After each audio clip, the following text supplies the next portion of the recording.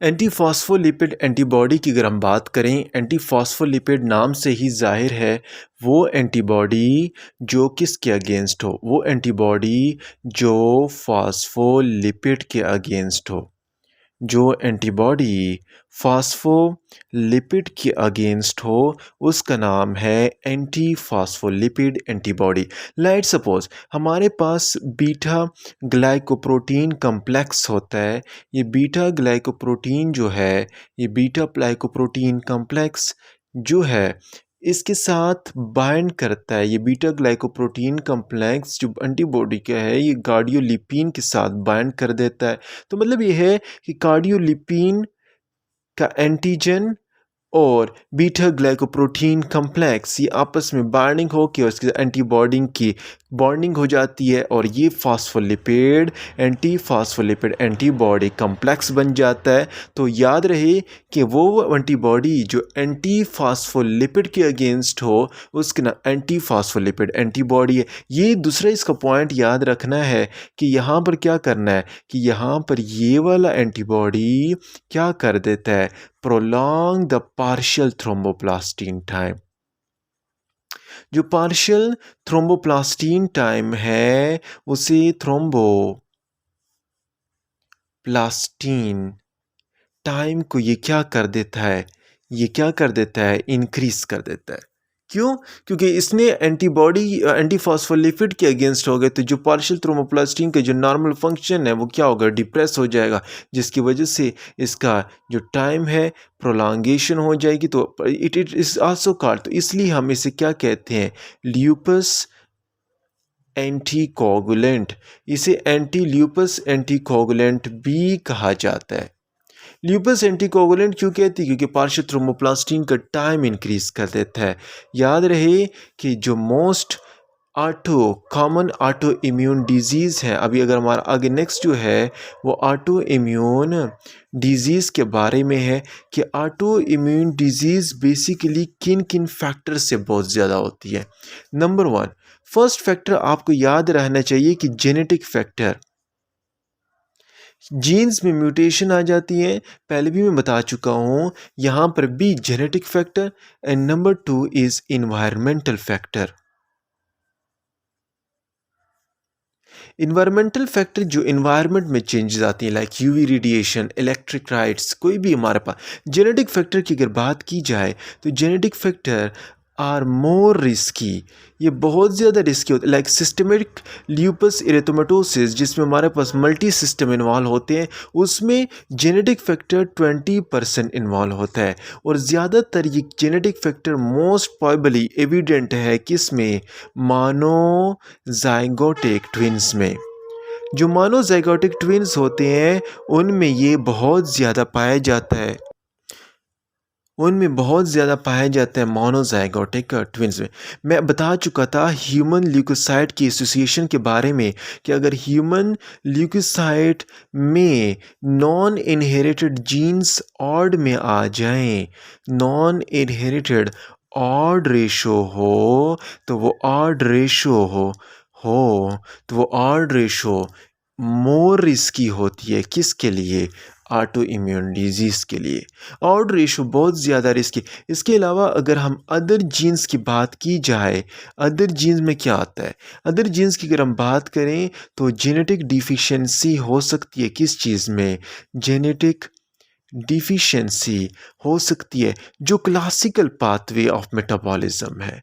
जो classical pathway है उसमें अगर क्या हो, डिफिशियंसी हो, जो कॉम्प्लीमेंट प्रोटीन के क्लासिकल पाथवे है अगर उसमें भी चेंजेस आ जाएं तो वहाँ पर भी जेनेटिक फैक्टर चेंज हो जाता है और ऑटो इम्यून डिजीज़ आ जाता है। लाइकवाइज हमारे पास C1q है, हमारे पास C2 है या C4 है, अगर इसमें चेंजेस आ गई तो यहाँ पर ऑटो इम्यून डिजीज़ आ सकती है। तो जेनेटिक फैक्टर बहुत ज़्यादा रिस्की है, 20% इसमें होता है और मोनोजाइगोटिक ट्विन्स में मोस्टली ज़्यादा होता है। और इसके अलावा हमारे पास दूसरी जीन्स की बात की जाए तो क्लासिकल फैक्टर आते हैं। ऑड रेशो में बता चुका हूँ, अगर ऑड रेशो हो तो वो ज़्यादा होगा। और साथ साथ अगर हमारे पास जेनेटिक में वही बातें हैं, वही कहानियाँ हैं, सेल्फ टॉलरेंस, सेंट्रल या पेरिफेरल उसमें चेंजेस आ जाए, म्यूटेशन आ जाए, तब भी हमारे पास बहुत ज़्यादा लाइक CD4 सेल जो रेगुलेटरी सेल था वो अपना काम ख़त्म कर दे, काम छोड़ दे, तो it will leads to more risky toward किस कंडीशन। तो अगले जो कंडीशन है तो ये ऑटोमेटिक अगले जो कंडीशन है वो इन्वायरमेंटल कंडीशन है। इन्वायरमेंटल कंडीशन की बात कीजिए तो हमारे पास इन्वायरमेंट में क्या आता है। एनवायरनमेंट में अगर अब आपके पास यूवी रेडिएशन है, वो यूवी रेडिएशन क्या कर रही है, अल्टर कर रही है किस चीज़ को, डीएनए को। अब ये यूवी रेडिएशन डीएनए को अल्टर कर रही है और उस डीएनए को अल्टर करने की वजह से जो नॉर्मल रिस्पॉन्स है वो ख़राब हो रहा है और उसकी वजह से हमारे पास ये इम्यून रिस्पॉन्स को क्या कर देता है, इम्यून रिस्पॉन्स को मॉड्यूलेट कर देता है यूवी रेडिएशन। जो ही इम्यून रिस्पॉन्स मॉड्यूलेट हुआ, इम्यून रिस्पॉन्स चेंज हुआ, तो ये चेंज होने की वजह से क्या सीक्रेट होता है, इंटरल्यूकिन 1। और इंटरल्यूकिन 1 कहाँ पर आ रहा था, इन्फ्लेमेशन में काम कर रहा था, तो यहाँ पर इन्फ्लेमेशन काज हो जाती है किसकी वजह से, यूवी रेडिएशन की वजह। कुछ ड्रग्स ऐसे हैं जो इसमें इन्वॉल्व हैं, उस ड्रग्स के नाम मैं बता देता हूँ, आप सिंपल HDP से याद रखें, hydralazine, number 2 D penicillamine and number 3 procainamide. तो ये 3 ड्रग हैं जो हमारे पास क्या कर देते हैं, सिस्टमेटिक ल्यूपस इरिथमेटिक लाइक डिसऑर्डर काज कर देते हैं, मींस ऑटो इम्यून जैसे डिसऑर्डर काज कर सकते हैं। कौन कौन से, हाइड्रोलिजिन, डीपेनिसिलिन, प्रोसिएनामाइड, ये हमारे पास ऑटो इम्यून की तरह डिसऑर्डर काज। तो मतलब ये है कि एंटी फॉस्फोलिपिड तो against anti phospholipid against phospholipid के है, लेकिन इसके साथ साथ हमारे पास ऑटो इम्यून डिजीज जेनेटिक भी हो सकते हैं और जेनेटिक के साथ एनवायरमेंटल फैक्टर भी इसमें इन्वॉल्व। जेनेटिक की वही बातें हैं कि यहाँ पर ये हीमोलिकोसाइट का ऑड रेशो होगा और इसके साथ साथ हमारे पास क्लासिकल पाथवे में भी चेंजेस आएंगी और हमारे पास कुछ ड्रग रेशो है और ड्रग कॉम्प्लीमेंट में भी हमारे पास चेंजेस आ सकती हैं। तो इसके अलावा अगर हम बात करें कुछ सेल्स की, लाइक हमारे पास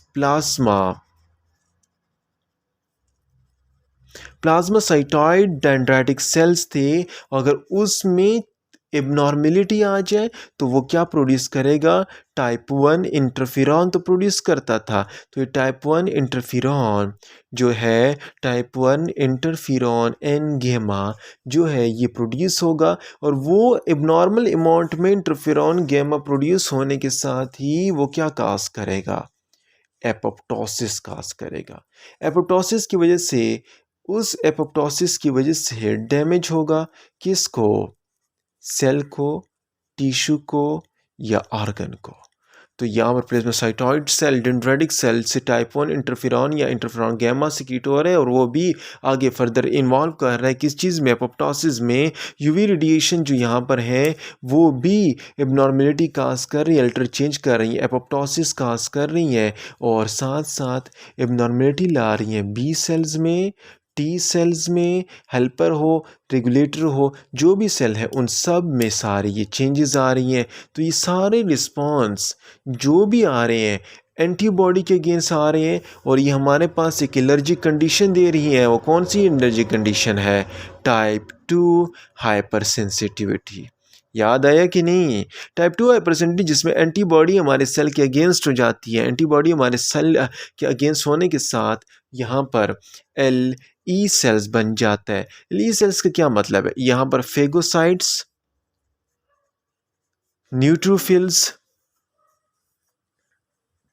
और साथ साथ मैक्रोफेजेस जो भी हैं, ये तीनों जो है ये हमारे पास, ये तीन जो है ये हमारे पास डैमेज टिश्यू पर क्या होंगे, ये डिपॉजिट हो जाएंगे। तो यहाँ पर कहानी की समझ आई कि नहीं? इस कहानी का सिनारियो कुछ यूँ है कि एंटी फॉस्फोलिपिड में ऑटो इम्यून डिजीज़ में इन्वायरमेंटल और ये जेनेटिकल फैक्टर में हमारे पास इन्वॉल्व हो जाते हैं, चेंजेस आ जाती हैं, म्यूटेशन हो जाती है क्लासिकल पाथवे में, फिर यूवी रेडिएशन की एपोप्टोसिस और सारा इम्यून रिस्पॉन्स मॉड्यूलेट, इंटरल्यूकिन का सीक्रेट होना, ड्रग्स का इफेक्ट करना जो हमारे पास SLE लाइक सिम्टम्स क्रिएट कर देता है। अभी जो एंटी फॉस्फोलिपिड एंटीबॉडी सिंड्रोम है, मैंने बता दिया कि फॉस्फोलिपिड के अगेंस्ट है। ये हमारे पास क्या काज करता है? ये हमारे पास आर्टेरियल या विनस इसके अंदर डायरेक्ट जाएगा, थ्रोम्बोसिस काज करेगा।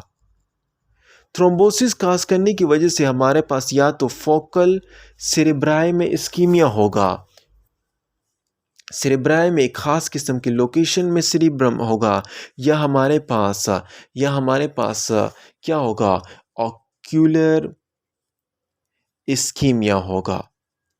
तो ये पॉइंट याद रखें कि जब हमारे पास सिम्टम्स एंटी फॉस्फोलिपिड्स के कभी कभार ये आर्टरियोवेनस तो थ्रोम्बोसिस हो गया, लेकिन अगर इसके सिम्टम्स की बात करूं, अगर इसके सिम्टम्स किस जैसे हों, अगर इसके सिम्टम्स SLE जैसे हों, तो उस कंडीशन का नाम है सेकेंडरी एंटी फॉस्फोलिपिड सिंड्रोम।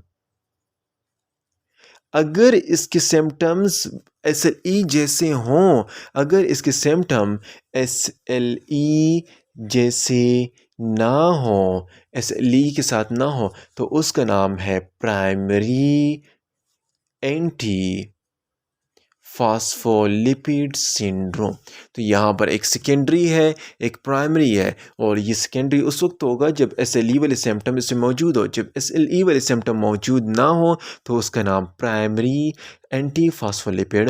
तो कंप्लीट सिनारियो मैंने बता दी कि एंटी फॉस्फोलिपिड सिंड्रोम में phospholipid venous thrombosis, arterial thrombosis, इस तरह, और आर्टी इम्यून में जेनेटिक और एनवायरमेंटल और ड्रग इंटरेक्शन। कंप्लीट नॉलेज है किसके बारे में? हमारे पास ऑटो इम्यून डिजीज़ के बारे में।